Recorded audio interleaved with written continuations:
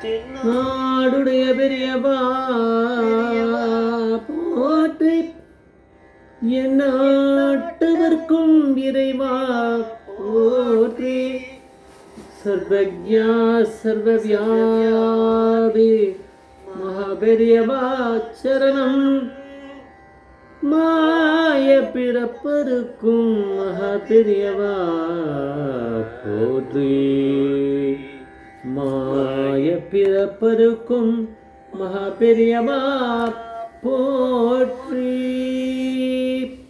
அபார கருணா சிந்தும் ஜானதம் சாத்திரகுணம் ஸ்ரீ சந்திரசேகரகுணம் பிரபாமதனம் கலிதேவம் காஞ்சிமான் இந்த யூடியூப் சேனல் பிரத்யேகமான மகாபெரிய பக்தர்களுக்கு ஏற்பட்டு கொண்டிருக்கும் அனுபவங்களை ஒவ்வொரு நாளும் ஒரு அனுபவம். அதுக்கு ஒரு தலைப்பு, நீ அனுபவத்தோட தலைப்பு மத்தியானம் டிரான்ஸ்ஃபருக்கு வேண்டிண்டா சாயந்தரம் நடக்கும். மத்தியானம் டிரான்ஸ்ஃபருக்கு வேண்டிண்டா சாயந்தரமே நடக்கும். இது வந்து ஸ்ரீஹரி அப்படிங்கிறவர் சொல்கிறார் அவருடைய அனுபவத்தை. இவர் வந்து ஸ்ரீ பாலகிருஷ்ண ஜோஷி, அவர் பெரிய பக்தர் இல்லையா, அவருடைய ஃப்ரெண்டு இவர் அப்படிங்கிறார். அவருடைய அந்த இது மாதிரி அவருடைய கம்யூனிட்டியை சேர்ந்தவர் தான் இவர். இவர் வந்து பெரியவாளை வேறு வேறு இடத்துல நிறைய இடங்களை ஒரு 20-25 வருஷமாக தரிசனம் பண்ணியிருந்திருக்கார். ரொம்ப பாக்கியம் செஞ்சவர்.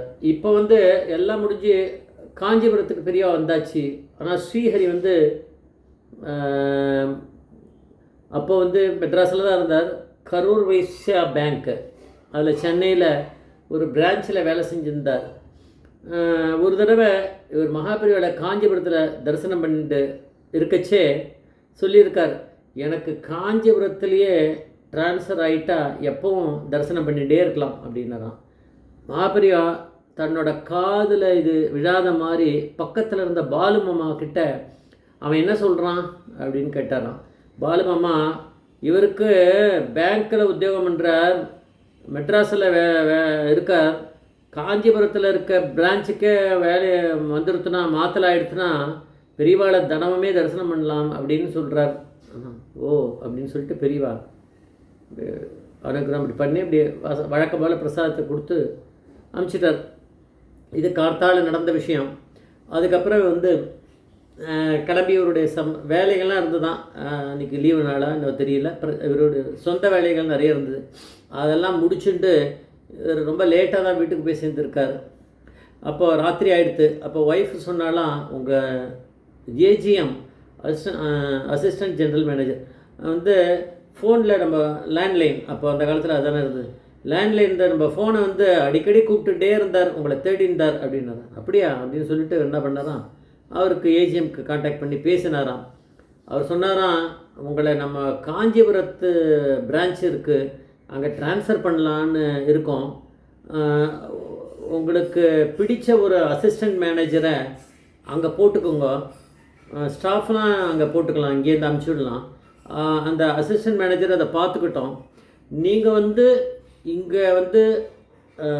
இங்கே சைன் போடுங்க தினமும், ஆனால் வந்து நீங்கள் கிளம்பி உங்களுக்கு ஒரு வெஹிக்கிள் கொடுத்துட்றோம், நீங்கள் அதில் கிளம்பி அங்கே காஞ்சிபுரம் போயிட்டு நீங்கள் எப்போ நினைக்கிறீங்களோ அப்போ போங்க, இருந்துட்டு சாயங்காலமாக நீங்கள் அந்த அவள்லாம் இது பண்ணி மேனேஜ் பண்ணிவிட்டு அவர் பார்த்துப்பார் ரெஸ்டாரண்ட் மேனேஜர், அதுக்கேற்ற மாதிரி நீங்கள் அவரை தயார் பண்ணிவிடுங்க, அப்புறம் கிளம்பி நீங்கள் வந்துடலாம் அப்படின்னு சொன்னாராம்.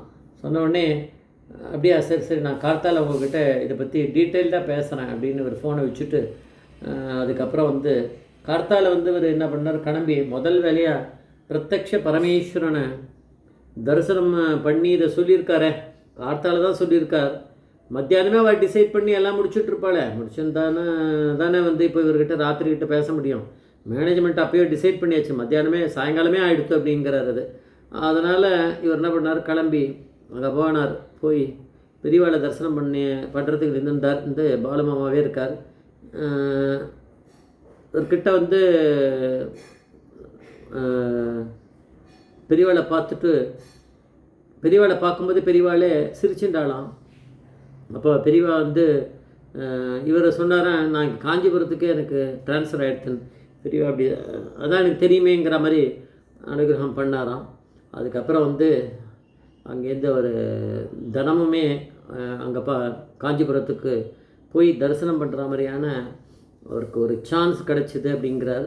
அப்புறம் ஒரு ஸ்டேஜில் அவர் காஞ்சிபுரத்துலேயே ரொம்ப நாள் தங்கி கூட இருந்தாராம். ஏன்னா அவர் அவருடைய பாஸே சொல்லிட்டாரே, நீ தினமும் போயிட்டு வா, இல்லை ஒரு வேளை அங்கே ஒரு வேலை உனக்கு கண்டினியூஸாக இருக்க மாதிரி இருக்குன்னா நீ அங்கேயே இருந்துக்கோ, அப்புறம் இப்போ எப்போயாவது இங்கே வரும்போது இங்கே பண்ணிக்கோ, ரெண்டு ஜாயிண்ட்டாக பண்ணிக்கோன்னு தான் சொல்லியிருக்கார். அவர் நிறைய நாள் நான் அங்கே தான் இருந்தேன், தினமுமே பெரியவாளை போய் தரிசனம் பண்ணேன். பெரியவா கிட்ட தானே வேண்டிகிட்டு இருக்கார்.